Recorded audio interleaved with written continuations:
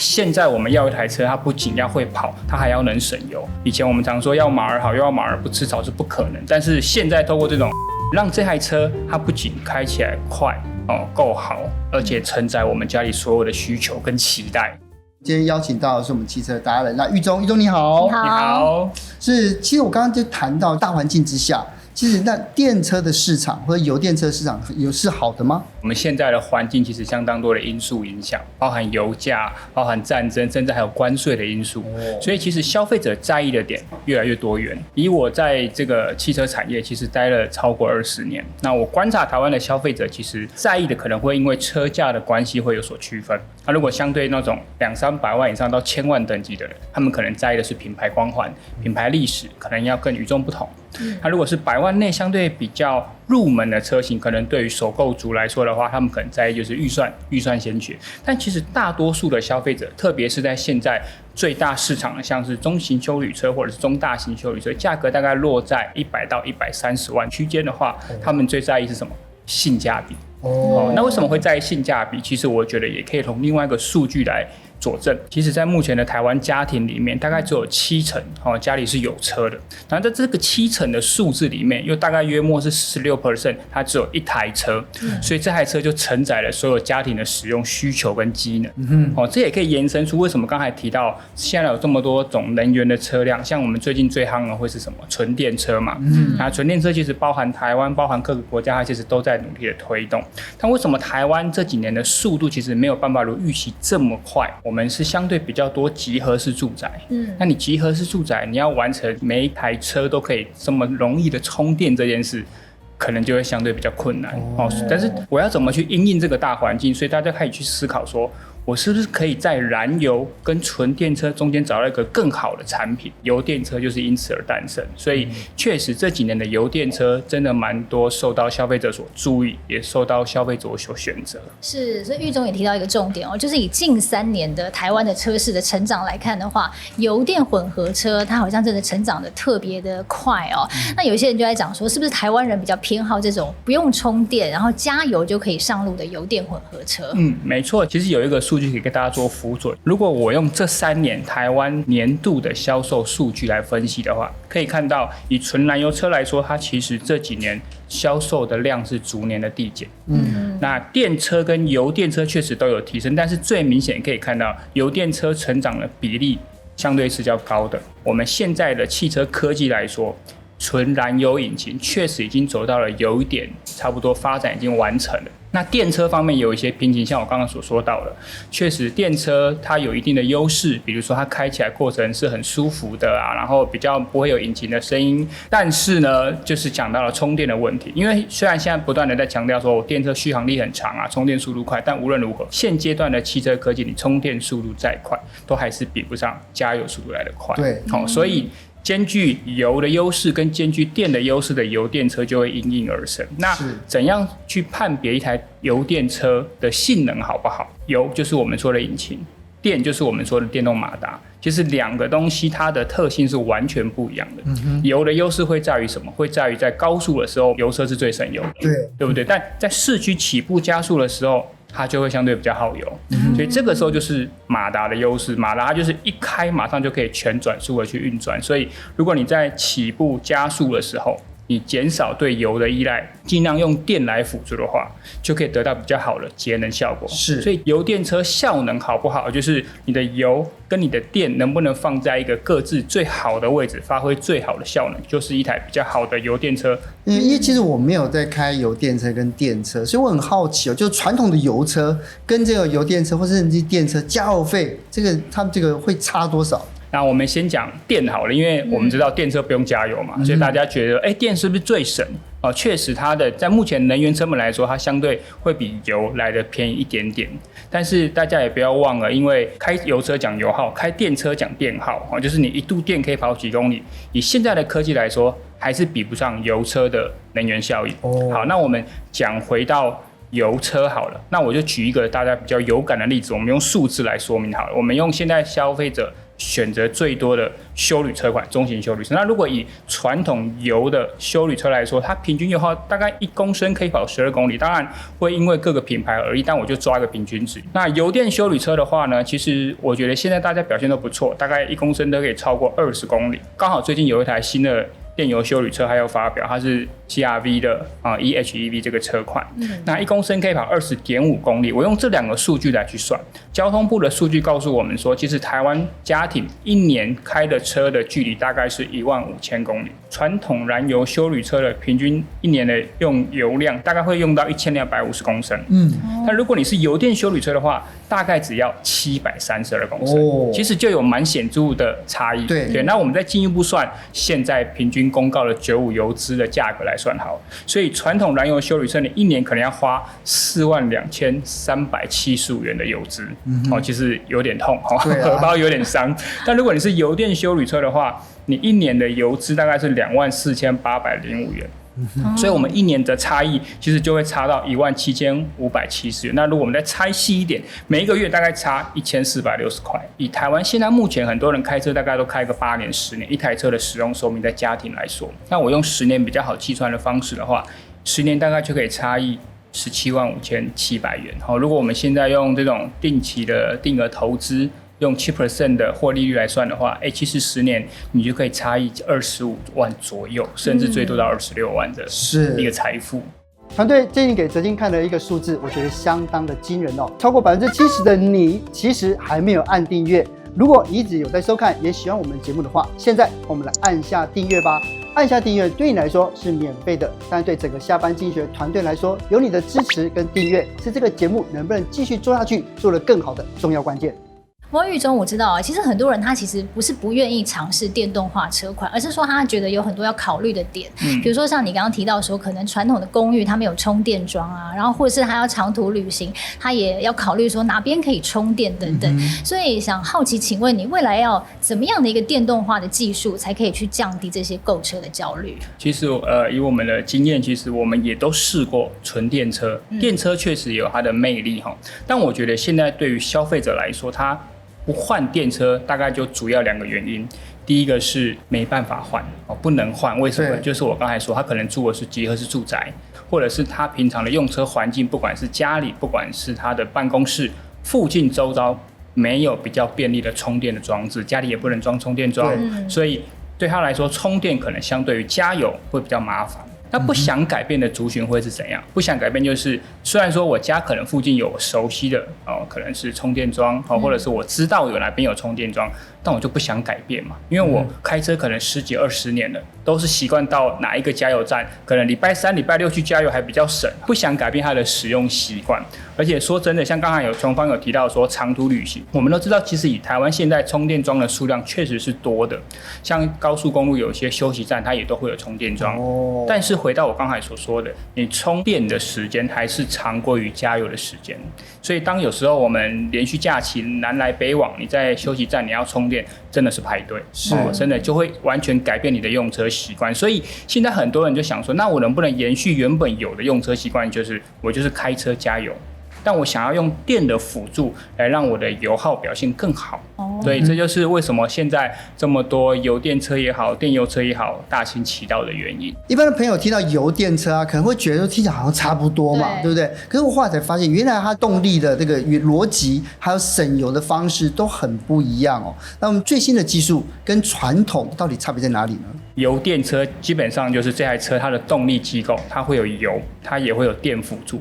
電輔助的比例多寡就會去區分說不同的油電車型。那現在市面上大家應該有耳熟能詳，有一種叫做輕油電車，因為它把油電車前面加了一個字什麼輕，所以它的電輔助比例相對就比較少。那電輔助比例比較少，它可能就會獲得比較沒有這麼漂亮的油耗表現。第二個會是最大宗的，就是標準的油電車款。那標準的油電車款就是以油為主，電為輔，那電輔助又會比剛才說的輕油電的比例再來的高一點，所以它可能偶爾可以完成純電行駛的一些狀況，但因為它的電輔助比例不大，電池也不大，所以純電行駛的距離能力都會相對比較低一點。這個就是我們說的標準的油電車。那剛才說的插電式油電車，簡單說，它的電池更大了，馬達出力可能也增加了，所以它如果真的有在充電的輔助下，你真的可以達到很漂亮的油耗，那電的輔助比例讓你偶爾也可以有純電行駛，但關鍵是你要有可以插電的環境，才能讓這台車發揮到100%的狀況。那剛才有提到個電油車，為什麼要把電放在油這個字的前面？就是油電車或電油車這種車表現要好，就是你的電跟油能不能放到一個正確的位置。所以呢，電油車就是它把電的比例反而变得比較多了。它可能在起步加速，或者是你有一些超車比較大動力的時候，還是以電為主。但到了高速巡航的時候，它就完全用油為主。像我剛才有所提到，Honda的 e:HEV 这個技術，它確實就是完全用這個電油的技術。就像我們說的油啊，要換擋，一檔一檔一檔慢慢用，所以你就覺得，其實加速過程確實會有一些頓挫也好，或者它就很像不同的表情慢慢的轉換。但電動馬達不一樣，就像我們家的電風扇，你開1檔、2檔、3檔，你需要等嗎？完全不用等嘛，這就是電動馬達的優勢嘛。所以 Honda 很聰明，它這個 e:HEV 的技術就是我在需要急起步加速的時候，我盡量用馬達去輔助，引擎會啟動，但這個時候引擎它只是拿來發電，我給你更多的電力，把它存到電池，電池再給馬達，一樣是驅動，所以這個引擎它只是發電機。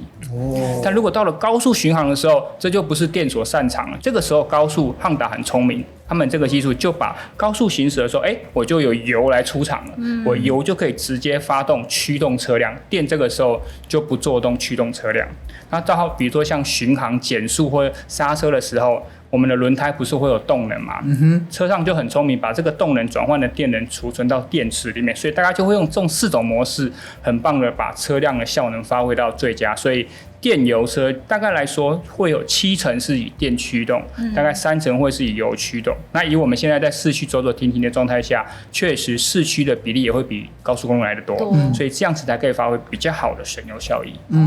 那玉忠我也很好奇，你剛剛提到這一款 Honda 的 e:HEV 的電油技術的這個休旅車它會比較適合哪一個類型的人去開呢？我覺得要回歸到我們一開始所說的現在為什麼台灣消費者買車的時候重視性價比，而且為什麼現在休旅車會這麼受到大家的喜歡，就是因為家裡如果只有一台車，它要承載我們家裡所有的需求跟期待，對不對？我希望買來一台車，平常一個人我開車的時候，它讓我開得開心，然後我假日在全家人，甚至偶爾還要載一些長輩的時候，它也可以坐得舒服，所以第一個我覺得可以先講 CR-V 這台車，是因為它這麼多年來台灣可以賣得這麼好，就是因為它的空間機能表現很好。空間表現好，大家都讚譽有加。就算其他對手不斷的推陳出新，你還是可以發現 CR-V 就是好讚，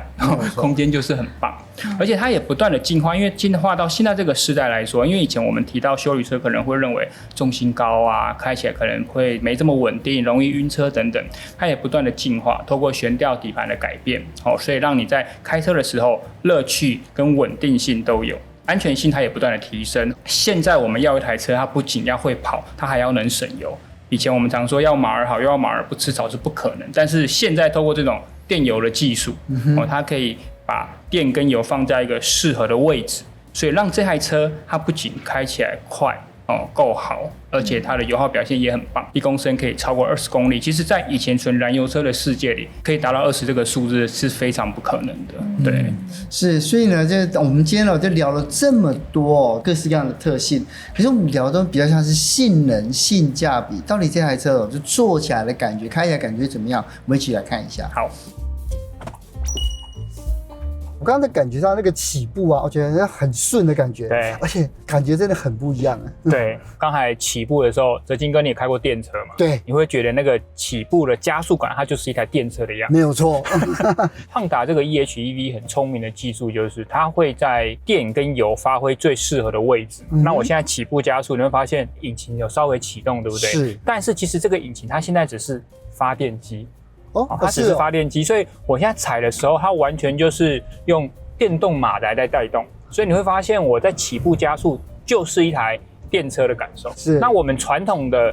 引擎來說，它可能要透過引擎的轉速，透過變速箱的堆疊，才可以到你需要的速度。是，但電動馬達完全不是這麼一回事，它就是扭力至上。那扭力就是我們所說的加速度、貼背感。那這台 Honda CR-V 的 EHEV， 它在很多時候，包含市區起步、加速的時候，它都是用電動馬達來帶動，所以你就覺得哦，原來開起來電車的樂趣也可以實現在這台電油車身上。對啊，早期啊，例如說幾年前我在租電車的時候，是我發現有時候它是為了要遷就它的電力系統，是不是？它會犧牲掉它的動力。現在的車還會這樣子嗎？以前很多油電車，它為了要讓比如說價格合理啊，然後車輛重量控制啊，或者是當時的科技因素等等，有非常多的條件限制了。很多人會認為說啊，油電車是不是開起來就很無趣？開起來就是性能跟節能我們沒有辦法完全兼顧這件事情。但其實不是，因為現在的油電車也好，電油車也好，已經發展的相當的多元，每一家車廠都會有自己各自不同的解读。我個人覺得Honda這一套 EHEV 很聰明，就是它完全的顛覆我們以前油電車的邏輯。因為以前油電車大家還是認為說啊，反正它是油為主，電為輔，所以起步、加速、高速它都是以油為主，只是在需要的時候電稍微來輔助。那很可惜，那就沒有把電放到一個最適合的位置。那 Honda 這一套它就完全反過來是，那為什麼我不要把電為主？因為我們多數人其實在開車的時候，市區走走停停是多數。对啊，对，我就把多數的時候就把電發揮到最好的狀態，因為其實電就是適合在市區嘛。高速的時候我才讓引擎介入，直接驅動車輛。所以你看，可以在儀表上也可以看得到，它其實會有電池、車輪、引擎啊。平常講休旅車可能都會有一個印象，就是它底盤比較高，可能操控起來會比較晃。是，那確實哦，以前的造車科技是這樣子。但我舉個例子，像比如說Honda現在 CR-V 它到第6代的車型，它就有搭載一個叫做 ARD 的正負反應避震器。如果你要一個比較舒服的避震器的話，你會發現你在彎中轉彎，像山路的人覺得啊好晃啊，坐起來不舒服。但如果你要為了這個反應把它調得比較硬的話，你又遇到了市區這種可能路面的接縫啊，或一些比較彈跳的路面，坐起來又會太跳，又會不舒服，所以很難一個傳統的圈簧避震器可以滿足各面向的需求。但這個 ARD 的正負反應避震器它很聰明的就是呢，它面對了比較大幅度的擺動的時候，可以馬上的變得會比較有支撐性。但是如果面對比較細微的跳動的時候，它就可以變得比較舒適，比較快的去化解、去消弭那些路面的震動。一個傳統的避震器可以對應各種的路況。是，除了對省油之外，一般的家庭就是說，或者我們選的 SUV， 它優點到底是什麼？了解，其實 SUV 有非常多的面向會滿足現在家庭的需求。第一個當然就是它的車身空間嘛，因為我們都知道，大家現在路面的空間有限，因為道路擁擠、車輛多，所以大家又希望在一定的坪效內獲得最大的空間。是，那休旅車很聰明，就是我在一定的坪效內往上漲。所以我的車底相對比較高，所以車內的空間會分為2種，一種是我實際感受的空間，另外一個是感覺出去的空間。那休旅車就是實際感受空間大，是因為它的車頂高，頭部空間比較開闊，而且因為它的車身比較高，你看出去就開闊，看出去開闊，你感受上的空間也會放大嘛。是。那再來是你看的視野比較高一點，看出去比較開闊，塞車時也不會這麼的痛苦。還有一個點就是底盤高的話呢，它可以應對更多不同的路況。或許你今天假日的時候去露營，它的路面鋪裝沒有這麼的好，它可能是非鋪裝路面，可能會有點積水，可能會有點高低落差，甚至我們平常在市區內的一些像是商場啊，或者是購物中心，它的停車場坡道也會比較大的落差。這個時候高底盤的休旅車都可以完全的應對這件事情。是，剛才說的高底盤，可能大家就會思考說，那是不是就會比較不舒服，比較容易晃？所以像我說的這台 CR-V 它的避震器就可以有效的應對底盤高這件事情。而且像剛才哲青哥也有說，開休旅車是不是就相对比較無聊啊？就比較沒有操控樂趣。來，你看這邊它是不是就有不同的 drive mode 了？那它可能會有不同的模式切換，像現在是 Sports， 你會發現那個就會有不同的加速反應，甚至它也可以有 Normal、Econ 甚至 Individual， 它給你4種表情。如果你一個人開車，爸爸可能下班了壓力很大，想要發泄一下，我就切到 Sports 模式，開車樂趣就來了。但有時候呢，你又要節能經濟，可能是5月我要繳稅我這個月荷包要緊一點，我就把它切到 Eco 模式。對，那甚至呢，還有一般的模式，还有你可以自己設定的 Individual 模式，透過不同的模式，賦予這台車更多的表情，賦予這台車對應更多不同的用車场景。